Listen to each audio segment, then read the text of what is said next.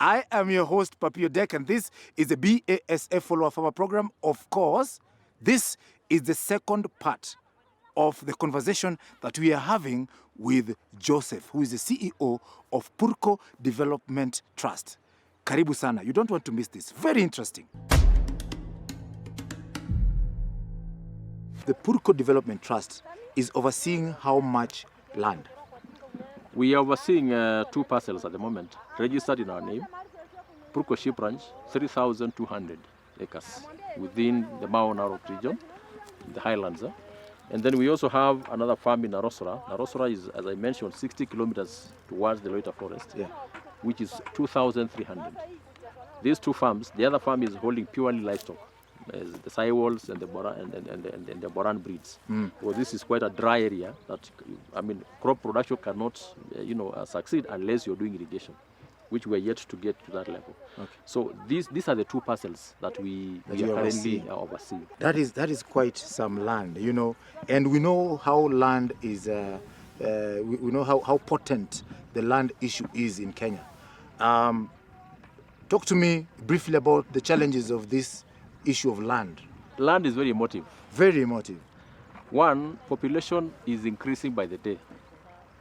And the pressure for land is also becoming too much because agricultural land is slowly diminishing. In the 90s, we could lease an acre of land at between 1,000 to 2,000 shillings per acre. Today we are leasing an acre of the same land at a range of between 20 and sometimes up to 40,000 per season or per year. Or we have those at least probably within a season of 6 months for a short crop like potato. We pay about 15,000 shillings. So there is that pressure for land, very, very, very clear all over. How are you dealing with it? And of course, it doesn't leave us behind. Yes. We have challenges with our neighbors. Sometimes you find that your crops are being invaded at night by grazers. You find that the same land, I mean, your fences have been destroyed. Why? Because of population pressure. Encroachment? No, you cannot encroach because their boundaries are very clear. Okay. You have your title deed, and then of course our people are also not that I mean, once the moment the boundary is set, like now the road across is basically a boundary. And then the other part is in Narok County, so the boundaries are clearly set. And of course, then we also have a very clear, a very strong, security system to make sure that you don't encroach into our land. We're in the process of fencing the land just to make sure that we secure it, so that the whole of it. Yes, because if you decide to come in here, then you'll have trouble. Because why are you even getting into my land? Yes. But there's also the bigger challenge of management of the same land to make sure that it's sustainable. I keep referring to 15 or 20 years back, that the quality of the land, as we continue to use this land, is slowly being degraded. Constant use of land, constant application of fertilizer, and all these other supplements that we use to be able to make sure that our crops grow. Definitely, this soil is alive. And it can only uptake as much. And the moment it begins to refuse to uptake, then it goes on strike. It doesn't produce anymore. That's why it dies. That's why we do rotation. You see that we have livestock here, just so that we have some land that is resting for another period. And even religiously, the Bible is also very clear that land only needs to be tilled continuously for 7 years. At some point, it's supposed to rest. So for us, the resting has been grazing the land for some time, allow the soils to rest, then you can go back the next time. Okay, so let's connect that conversation, rotation and letting the soil rest with sustainability in a general aspect. I mentioned that we do try as much as possible to rotate our crops.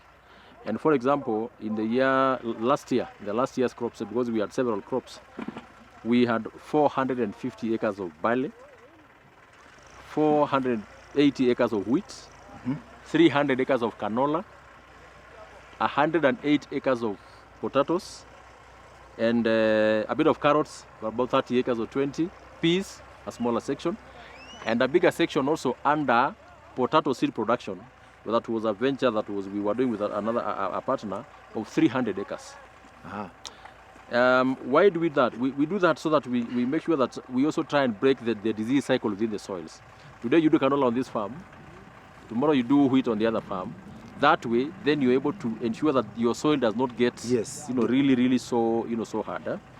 Coming to the concept of, the climate smart agriculture, which is what we also try and do, we have tried to minimize tillage by undertaking zero tillage of land. How is that possible? I mean, farming, we all know farming is about tillage. Yes. How do you do that? But tillage that thinks about the moisture content of the soil, the use of moldboard plows, we're trying to, as much as possible, to eliminate them unless you have very hard surface. So zero tillage. Number two is that we try as much as possible to ensure that whatever agrochemicals we use are facilities or molecules that do not have an adverse effect on our soils. We have also tried to eliminate fertilizer that is so high on what do you call it, the DAPs, to try and reduce acidity on the soils. Utilization of things like what do you call it, the limes, to try and rejuvenate on the soils. But for us, because of the advantage we have of livestock production, resting, just leaving the land fallow for some time, has worked for us tremendously. And you can see a few parcels here and there, because we have ensured that this land is also parceled into different portions. That way, then you can be able to rotate and say, this farm has been tilled for long. Let us just rest it for some time, allow it to rest. Yes. Allow it to rejuvenate. Move to another one. And if the worst comes to the worst, entire farm, rest it up for 2 years. Okay. And just do the like the 300 acres, you just let it 3,000, rest it up. Yeah, absolutely. Yeah. Just allow it to rest. And by the way, when you come back to farm the same land, you will get the benefits of the resting. Okay. Are you doing irrigation? Do you have a dam or dams? How do you conserve water? This region receives rainfall, quite a substantial amount of rainfall, because we're in the highlands. Yeah. So we do it is rain-fed agriculture. Purely rain-fed agriculture. Okay. And why we do that is just to make sure that then you can utilize a larger part of the land, because also irrigation infrastructure is very expensive. If you have to do like for example 2,000 acres, that also goes without challenges, because if for example you have a failure in rainfall, then it means the entire of your crop dies. So we try to make sure that the season, we work within the season of the natural rainfall calendar. Okay. Yeah. Quite interesting. So there's also the issue of technology. I mean, we are living in a world of technology. You cannot ignore it, and it is being used everywhere. How much do you deploy technology here? As I mentioned, one of the bigger challenges we have is the aspect of proper mechanization. Because for one, it's quite expensive to almost obtain all that you require at once for you to be able to do the requisite work. But we try as much as possible to employ technology where possible. For example, when we do canola and we want to harvest it before time, we use drones to just kill it up before you harvest. Okay. But we have most of the things like for example the planters, the harvesters, all these other things. They are available within the farm. The only aspect we have not been able to do is to really computerize our systems. Like for example, you can use a computerized system to do a spraying process, even with a tractor, that only identifies the area of the crop that needs a fungicide or a herbicide. Yeah. That's what I hear, these other farmers do. And that's an area that we need to improve.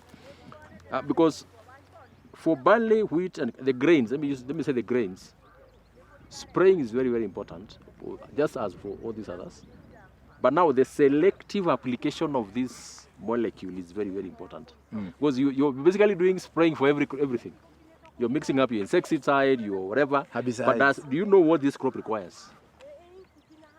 So that is an area of improvement for us as a farm here going forward. Okay. And of course, mechanization, we definitely have very rudimentary ways of just dealing with our HR issues, our staff management issue. I think the area where we have done a bit of nice work is just to make sure that our financial systems are proper. You can trace ABCD, our store management systems. I have not been able to do the HRMIS. HRMIS, We are yet yes. to get to that level. But don't forget that farming, what's important It's a farmer. But what's your is staff? the product. Oh, it's a product? Yes. But the manpower is also They don't want to know how this VS But not necessarily much? killing the importance of Yeah. technology, but just trying to demonstrate that it's an area that we are working towards. Okay. Really utilizing technology Yeah. to even better produce our crops. Yeah, beyond Purko Development Trust being a social enterprise in itself, in service of the Purko people, what is your responsibility? Where do you come in making sure that you are a responsible corporate citizen? Absolutely, thank Yeah. you. We have a number of CSR activities that we do to then now serve the purpose of the establishment of this land. One is that we have an education scholarship program that is currently supporting 60 scholars across the country from this community. And this program has been running for the last 7 years.